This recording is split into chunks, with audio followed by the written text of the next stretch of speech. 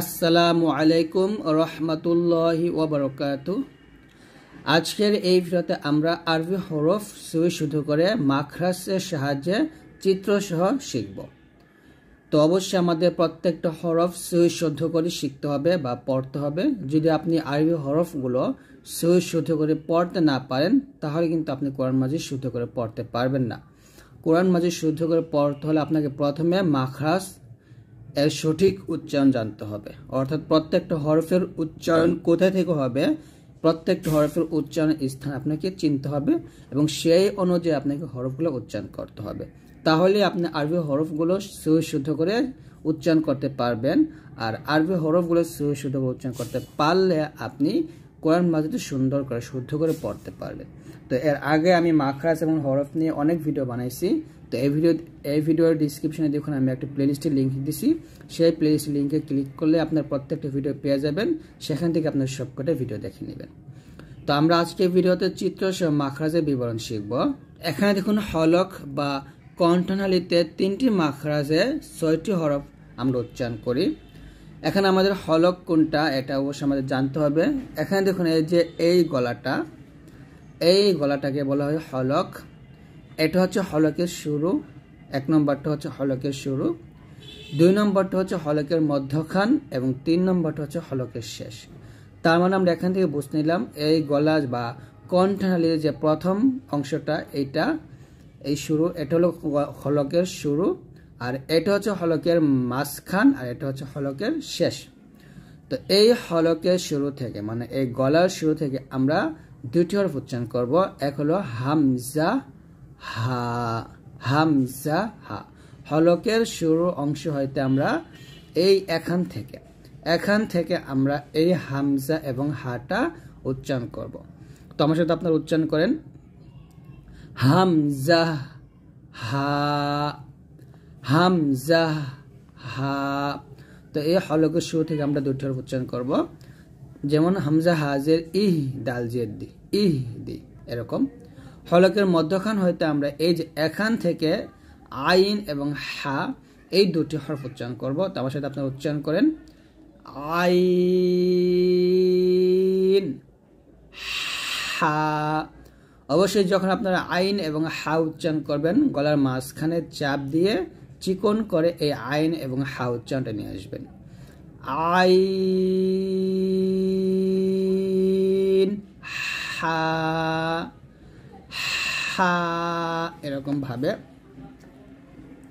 তারপর আপনারা হলকের শেষ থেকে অর্থাৎ এখান থেকে আপনারা গয়ন এবং খ উচ্চারণ করবেন, গয়ন খ, এরকম ভাবে। তাহলে এখানে হামজা হা উচ্চারণটা যদি আমরা সাকিন দিয়ে করি তাহলে হবে বা হামজা জবর বা, সিন 2 পেশ সুন, বা সুন। হামজা হাজের ইহ, দাল জের দি, নুন আলিফ জবর না, ইহ দি না, এরকম। ঠিক এখানে হবে হামজা হা জবর আহ, ইয়া আলিফ জবর ইয়া, কাফ মিম পেশ কুম, আহ ইয়াকুম, আহ ইয়াকুম। হামজা খ জবর আখ, বা আলিফ জবর বা, র পেশ রু, কাফ মিম পেশ কুম, আখ বা রকুম, এরকম ভাবে আপনারা উচ্চারণ করবেন। তো এই 6টা হরফ আমরা কণ্ঠনালী থেকে আমরা এই 6টি হরফ উচ্চারণ করি। তাই এই 6টা হরফকে একত্রে হুরুফি হালকিয়া বলা হয়, হুরুফি হালকিয়া বলে। তার মানে হামজা হা, আইন হা, গয়ন খ এই 6টা হরফকে হালকিয়া হরফ বলা হয়, হুরুফি হালকিয়া। তো এটা আপনারা মনে রাখতে পারেন যে হামজা হা, আইন হা, গয়ন খ এই 6টা হরফকে হুরুফি হালকিয়া বলা হয়। এখন আমরা 4 নম্বর মাখরাজটা দেখব যে লিসান থেকে আমরা জিহ্বাতে 10টি মাখরাজে 18টি হরফ আমরা উচ্চারণ করি। মানে এই জিহ্বা থেকে আমরা কি 18টা হরফ উচ্চারণ করি। 10টা মাখরাজের মধ্যে এই 18টি হরফ রয়েছে। তো দেখুন প্রথম মাখরাজটা 4 নম্বর মাখরাজ জিহ্বা থেকে উচ্চারণ হবে। জিহ্বার গোড়া এবং তার বরাবর উপরের তালুর সঙ্গে লাগিয়ে এই মাখরাজটা আসবে।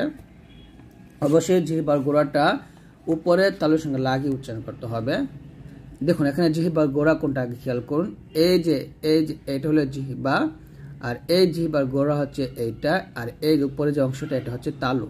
তো এই জিহ্বার গোড়াটা আমরা তালুতে লাগাবো। এখানে লাগিয়ে আমরা কফ উচ্চারণ করব, কফ। এরকম, যেমন হামজা কফ জের ইক, র হামজা জবর র, ইক র, এরকম ভাবে। তো আপনারা যদি 4 নম্বর মাখরাজটা বোঝেন তাহলে 5 নম্বরটা বুঝতে পারবেন। 5 নম্বরটা দেখুন যে জিহ্বার গোড়া থেকে একটু আগে বাড়ায়া তার বরাবর উপরে তালুর সঙ্গে লাগিয়ে, দেখুন এই জিহ্বার গোড়াটা কিন্তু আমরা কাফের থেকে একটু আগে বাড়াইছি, মানে সম্পূর্ণ লাগাই নেই, একটু বাড়াতে হবে, বাড়ায় আমরা উচ্চারণটা করব। আর কাফটা পাতলা উচ্চারণ করব, কাফ। আমার সাথে আবার উচ্চারণটা করেন, কাফ। এরকম ভাবে আমরা কাফ পাতলা উচ্চারণ করব। উচ্চারণটা হবে হামজা কাফ জবর আক, লাম দুই জবর লাম, আক লাম, এরকম ভাবে।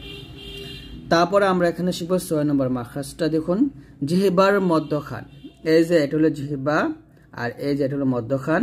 তো জিহ্বার মধ্যখানটা এই যে এটা হলো তালু, এটা। তো এই জিহ্বার মধ্যখানটা তালুর সঙ্গে লাগছে, তার বরাবর উপরে তালুর সঙ্গে লাগিয়ে আমরা 3টা হরফ উচ্চারণ করব, জিম শিন ইয়া, এরকম। তাহলে এখানে হবে বাইনা আইদিহিম, বাই ইয়া জবর বাই যখন বলবো, ইয়াটা যখন মানে নিয়ে আসবো জিহ্বার মধ্যখানটা উপরে তালুর সঙ্গে লাগাবো, বাইনা আইদিহিম বুশর আজেরুন, আজ এখানে আমরা কলকল করব, আজেরুন, এরকম ভাবে। তো আপনার মাখরাজটা শুধু বুঝে নেন, এখানে জিহ্বার এই মধ্যখানটা আমরা উপরে তালুর সঙ্গে লাগিয়ে উচ্চারণ করব। তারপর 8 নম্বর মাখরাজটা দেখুন, দদের মাখরাজ। জিহ্বার গোড়ার কিনারা উভয় পাশ বা এক পাশ হইতে দদ উচ্চারিত হয়, কিন্তু বাম পাশ হইতে উচ্চারণ করা সহজ হয়। দেখুন এই যে পুরাটা হচ্ছে জিহ্বা, এটা, আর এই যেগুলো হচ্ছে মারির দাঁত। তো এই যে জিহ্বার গোড়াটা এই যে মারির দাঁতের সঙ্গে লাগছে, আবার এই দিকেও জিহ্বার গোড়াটা মারির দাঁতের সঙ্গে লাগছে। তো আপনারা এই পাশে লাগিয়ে উচ্চারণ করতে পারেন, আবার এই পাশেও লাগিয়ে উচ্চারণ করতে পারেন। তো উচ্চারণটা হবে দে। আবার আপনারা চাইলে উভয় দুই পাশে লাগিয়ে আপনারা উচ্চারণ করতে পারেন, যেমন ওয়াও দদ জবর ওয়াগ, র বাজে রিবে, ওয়াগ রিবে, ওয়াগ রিবে, এরকম ভাবে উচ্চারণ করবে। জিহ্বার আগার কিনারা তার বরাবর উপরে তালুর সঙ্গে লাগিয়ে আমরা লামটা উচ্চারণ করব। এই যে জিহ্বার আগার কিনারাটা আমরা কিন্তু তার বরাবর উপরের তালুর সঙ্গে লাগিয়ে আমরা লামটা উচ্চারণ করছি, লাম, আলহামদু। 9 নম্বর মাখরাজটা খেয়াল করুন। 9 নম্বর মাখরাজটা হবে জিহ্বার আগা, এই যে জিহ্বার আগা তার বরাবর উপরে তালুর সঙ্গে লাগাতে হবে, তার বরাবর উপরে তালুর সঙ্গে লাগিয়ে আমরা 9 নম্বর মাখরাজটা উচ্চারণ করব পাতলা করে, নুন, ওয়ান হার, এরকম। 10 নম্বর মাখরাজটা হলো জিহ্বার আগার পিঠ, জিহ্বার আগার পিঠ তার বরাবর উপরে তালুর সঙ্গে লাগিয়ে আমরা রট উচ্চারণ করব। এই যে এটা হলো জিহ্বা, জিহ্বার আগার উল্টো পিঠটা আমরা এই যে তালুর সঙ্গে লাগিয়ে রটা মোটা করে উচ্চারণ করব, র র, এরকম ভাবে। তাহলে এখানে উদাহরণ হবে ওয়াও র জবর ওয়ার হাম না, ওয়ার হাম না, এরকম ভাবে আমরা উচ্চারণ করব। তারপর হচ্ছে 11 নম্বর মাখরাজ, খুবই গুরুত্বপূর্ণ মাখরাজ এটা, কারণ আমরা এই 11 নম্বর মাখরাজটা খুব ভুল করি, এর জন্য আমাদের পড়া শুদ্ধ হয় না। দেখুন জিহ্বার আগা সামনের উপরে দুই দাঁতের গোড়ার সঙ্গে লাগিয়ে ত দাল তা উচ্চারণ করতে হবে। জিহ্বার আগাটা এই যে 1 নম্বর দুইটা দাঁত আছে, বড় দাঁত, এই দুইটা বড় দাঁতের গোড়ার সঙ্গে লাগিয়ে আমরা ত দাল তা উচ্চারণ করব। এখানে ত মোটা করব, দাল তা পাতলা করব, আতআমাহুম। তাহলে উচ্চারণ হবে এরকম, ত দাল তা, পাতলা হবে। 12 নম্বর মাখরাজটা হলো গুরুত্বপূর্ণ, জিহ্বার আগা সামনের উপরে দুই দাঁতের আগার সঙ্গে লাগিয়ে আমরা ওয়া দালে সা উচ্চারণ করব। এখানে মাখরাজের চিত্রটা খেয়াল করুন, যে এই যে জিহ্বারটা উপরে দুই দাঁতের আগার সঙ্গে লাগছে, আমরা কি করি এই যে নিচে দাঁতের সাথে লাগাই ফেলি। জিহ্বাটা নিচে দাঁতের সাথে লাগানো যাবে না, জিহ্বাটা অবশ্যই উপরে দাঁতের সঙ্গে লাগিয়ে উচ্চারণ করতে হবে। তাহলে আমরা এখান থেকে ভালো করে বুঝতে পারলাম যে যখন আমরা ওয়া দাল সা 3টা হরফ উচ্চারণ করব, জিহ্বাটা আমরা এই যে এই নিচে দাঁত গোলাতে লাগাবো, উপরে দাঁতে লাগাবো না। তাহলে এটা হবে মোটা করে ওয়া দাল সা, ইয়াও জবর ইয়াও, ইয়াও লাম জেল্লি, ইয়াও লি মিম পেশ মুন জবর না, ইয়াও লিমুনা, এরকম ভাবে উচ্চারণ করতে হবে। তারপরের মাখরাজটা হচ্ছে জিহ্বার আগা সামনে নিচের দুই দাঁতের পেটের সঙ্গে লাগিয়ে আমরা সদ সিন জা উচ্চারণ করব। অর্থাৎ এই জিহ্বাটা এই যে দুইটা দাঁত 1 1 2 নম্বর দুইটা দাঁত আছে, এই দুইটা দাঁতের নিচের মাঝে এইখানে লাগিয়ে আমরা সদ মোটা উচ্চারণ করব, সিন যে পাতলা উচ্চারণ করব।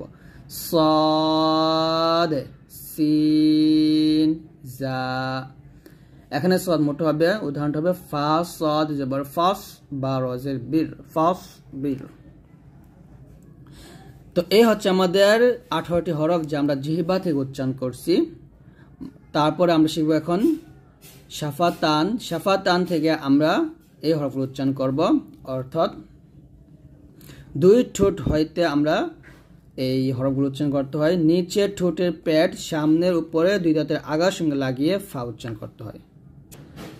তো 14 নম্বর মাখরাজ হবে নিচের ঠোঁটের প্যাড। এখন কিন্তু ঠোঁট থেকে উচ্চারণ করতে হবে। নিচের ঠোঁটের প্যাড সামনের উপরে দুই দাঁতের আগার সঙ্গে লাগিয়ে ফা উচ্চারণ করতে হবে পাতলা করে, ফা এরকম ভাবে। এই যে এই দাঁত দুটা, এই দাঁতটা আমরা ঠোঁটের এখানে লাগাবো, ফা।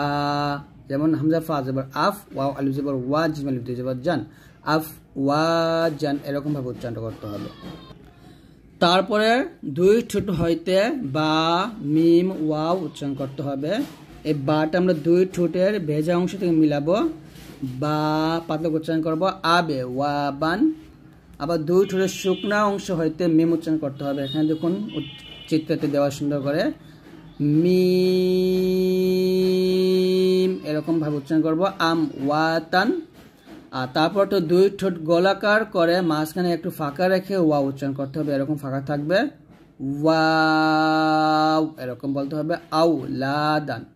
তো এখানে ওয়াও মিম বা ফা এই 4টি হরফকে শাফা উইয়া বলা হয়, কারণ এই হরফগুলা কি ঠোঁট থেকে উচ্চারণ হয়। তারপর আমরা আরেকটা পাই, সেটা হচ্ছে খয়সুম। খয়সুম মানে হচ্ছে নাকের বাসি।